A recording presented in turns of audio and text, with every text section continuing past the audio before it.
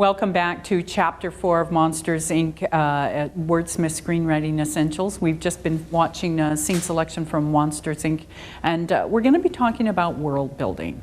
This is where you really start to have fun with your idea now, because you've got it on paper, you know what your concept is, you've built your, created your log line, you've got your working title, and now you're going to start building the world.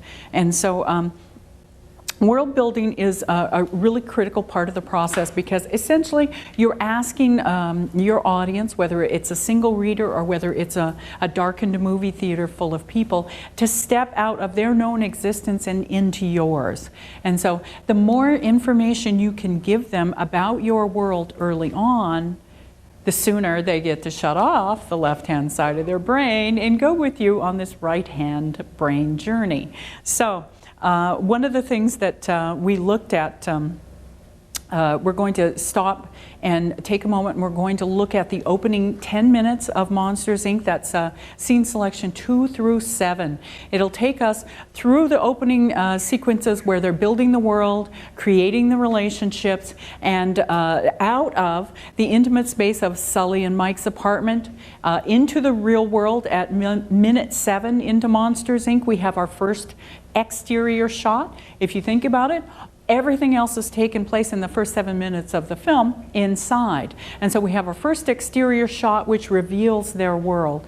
And then it acts also as a transition shot that takes us from Sully and Mike's apartment to the place where they work. And then, interestingly enough, we go through the front doors of Monsters Inc., the lobby, huge open space, and then the world starts closing in again, and the inciting incident then takes place in a fairly private space. The locker room of the Monsters Inc. Incorporated has provided for their employees. So we're going to take a moment and we're going to look at scenes 2 through 7. It's roughly about the first 10.5 minutes of Monsters Inc. and then we'll come back and we'll talk about the signifiers, the world building that takes place in those first 10 minutes.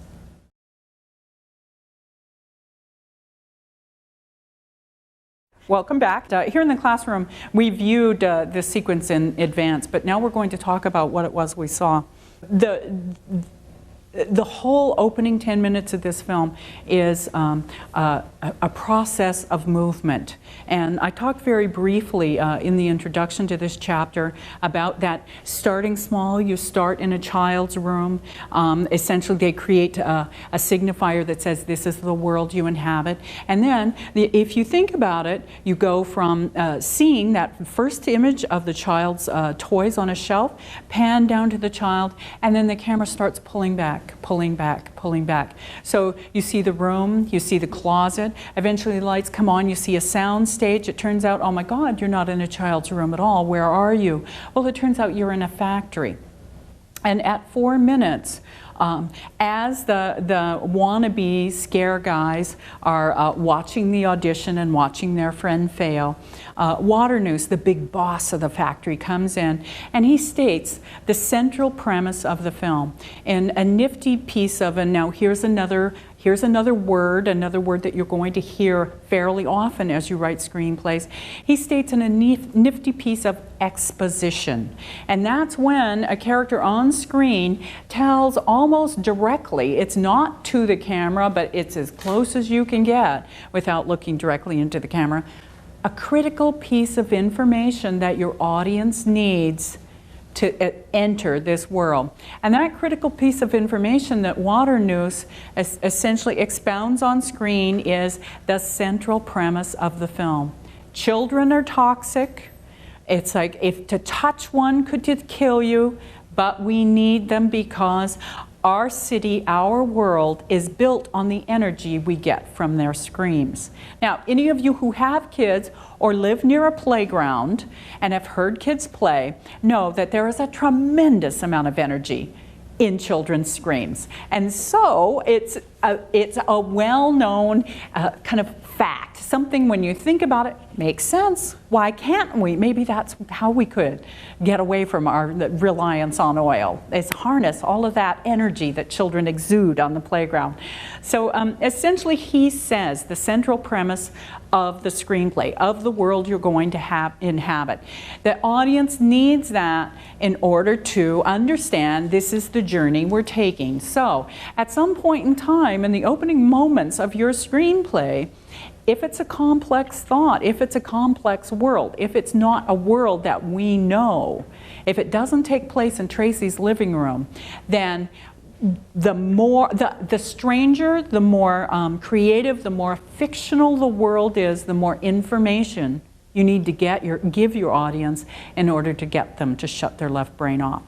If essentially your screenplay takes place in a doctor's office or a cafeteria, the known world that we, and particularly in the western part of the world, inhabit, then you have to do a very minimal setup. But what they're asking us to believe in Monsters World is that we've walked through a closet and now we're in the monster realm, and we need to know a number of key things about this world and how it operates in order to feel comfortable there, in order to shut off the left-hand side of our brains to continue on with the fictional journey. And so one of the first things we need to know about this film is that children are toxic, and that close association with them could kill you.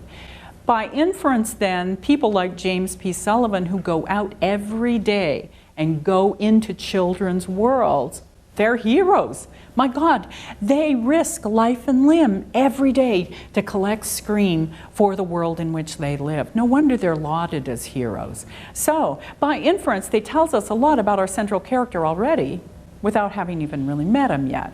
But then Waternoose sets up this wonderful, we need heroes like, they're tenacious, they're intimidating, they're James P. Sullivan. And then we go right back to a bedroom and we see Sully asleep. And that's how we meet the heroic James P. Sullivan, sound asleep, snoring. And then, so tight close-up, and then we start pulling back again. We pull back, and we see what we think the radio is on, and then we see that it's Mike, and then who is this guy, and then we learn. And so as the camera pulls back, we learn more and more both about their world through the radio, through what they do together. We learn more about their relationship as well. So the next 2 or 3 minutes are spent within Sully and Mike's world, their apartment, and we learn about their relationships and what we need to know. Now, because Monster World is an odd place, we don't live there. It has a lot of setup necessary. So just in case we didn't get, maybe we were chewing our popcorn in the audience.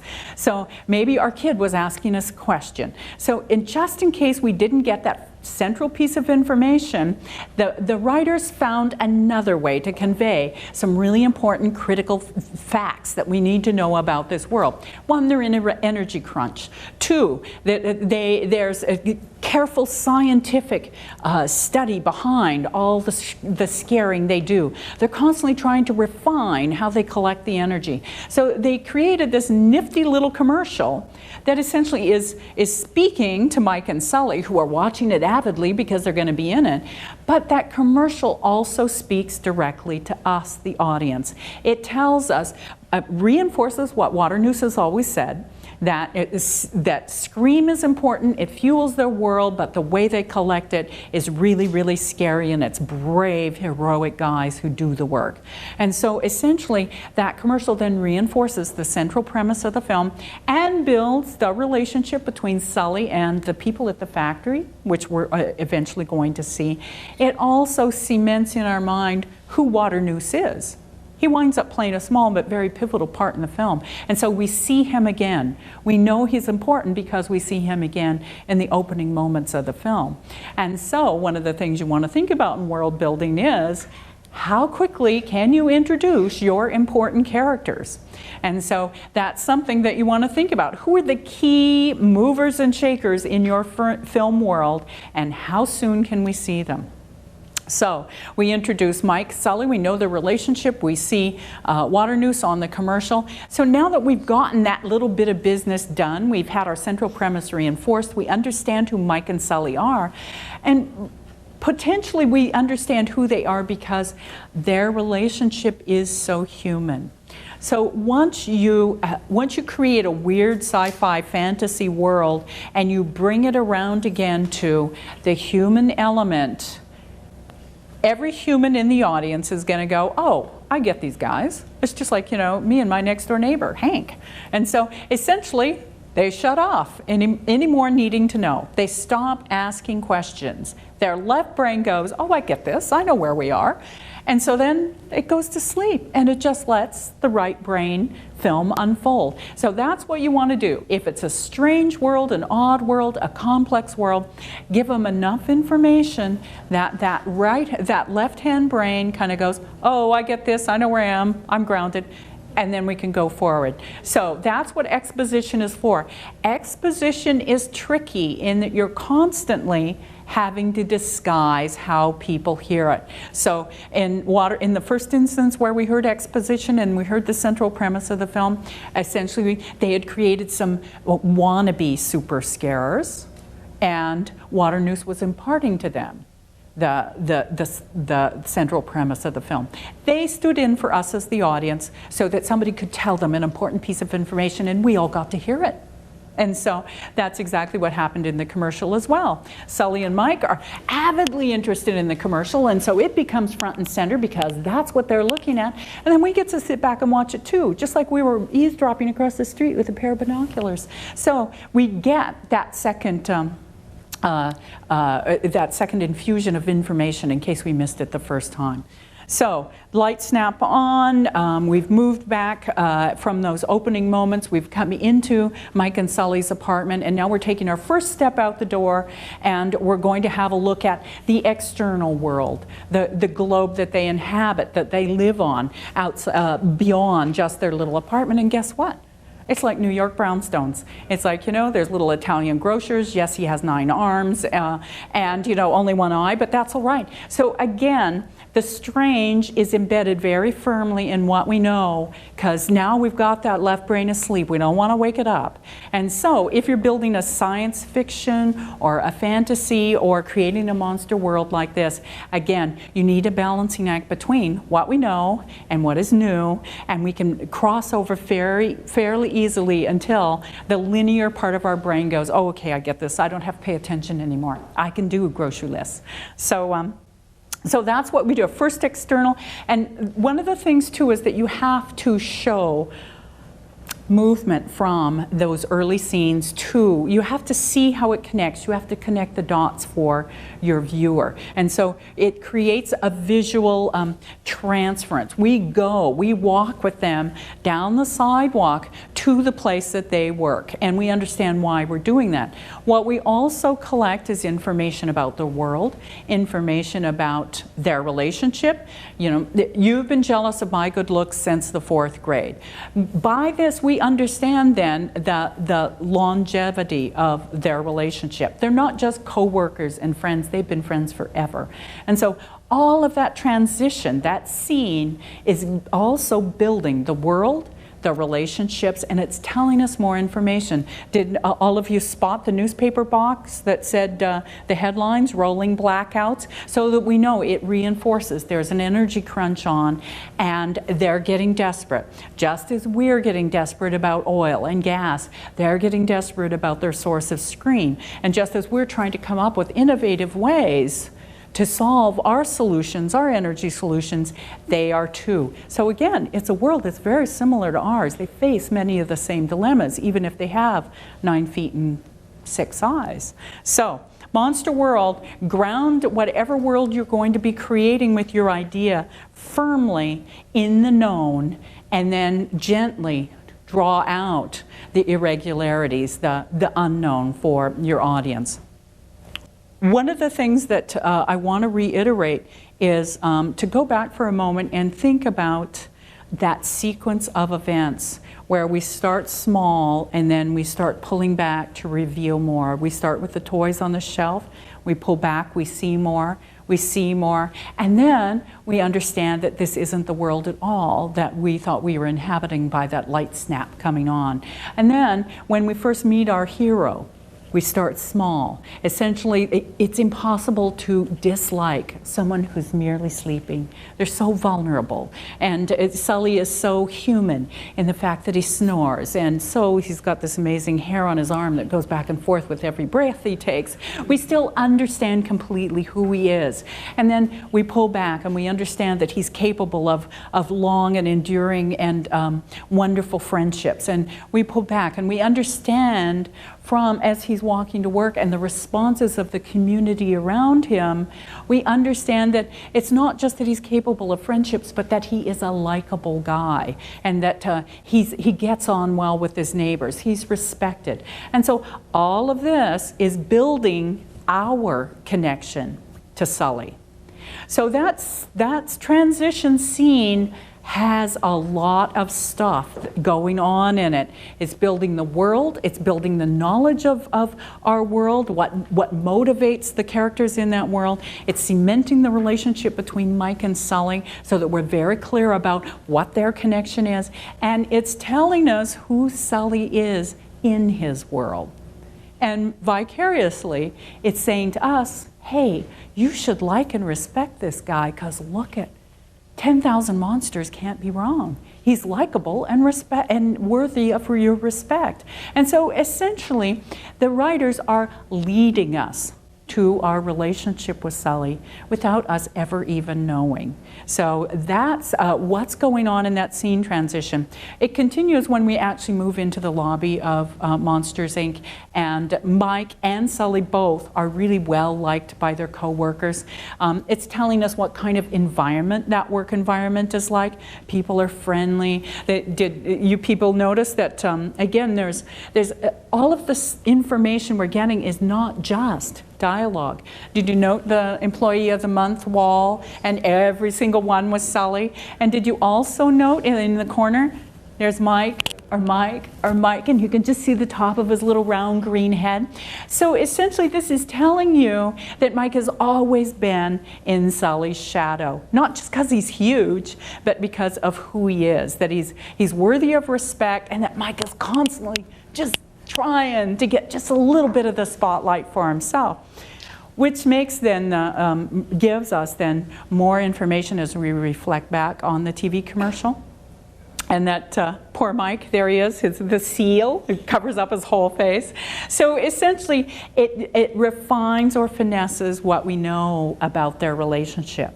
They've been friends since 4th grade, and essentially, Mike's take on the thing is that they've been friends since 4th grade, but that Sully's always been jealous of him. But who is it that's just barely getting a little eyeball in the picture? It's Mike. And so it tells us, refines again what we know about their relationship. So none of that stuff is accidental. But I think it's really important at this moment in time to stop you, because this is a great film. It's well worth looking at time and time again. But one of the things that I want to say to you is it did not happen in a single draft. Your only job in the first draft is to get to the end. You start, you finish. That is your only job. There will be other drafts, and rewriting is so much fun. It is not a chore. It's getting to go back and fix the leg on the table that's always wobbled and drove you nuts. So it's very satisfying, the rewriting process. But we rewrite in drafts 2, 3, 4, 5, 6, however many it takes in to do. So let's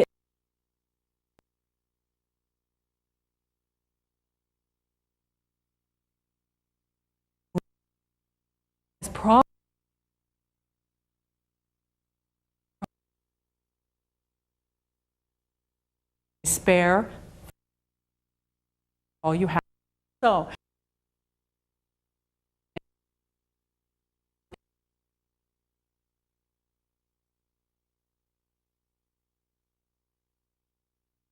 this film